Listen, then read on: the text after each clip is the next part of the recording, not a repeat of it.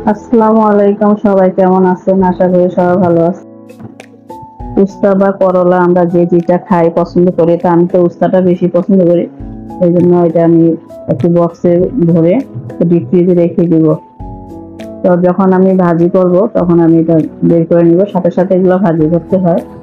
তো আমি এখন আলুটা ভাজি করে নিব। এখানে কাঁচামরিচ আর পেঁয়াজ দিয়ে দিচ্ছি আর সামান্য হলুদ, স্বাদ মতো লবণ। সেটা হালকা ভাজবো, ভাজার পরে আমি এখন আলুগুলো দিয়ে দিই।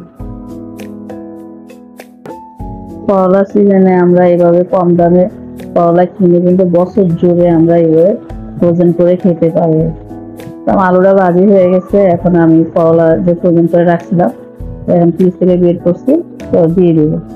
তো এই দেখে বুঝতে পারছেন যে বরফ আছে এখনো, তো বরফ থাকা অবস্থায় দিয়ে দিতে হবে।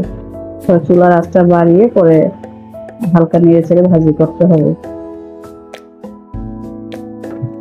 তো ভিডিওটি দেখে যদি কারো একটুখানি উপকারে আসে তাহলে লাইক, শেয়ার, কমেন্ট করবেন আর সাবস্ক্রাইব করে পাশে থাকবেন।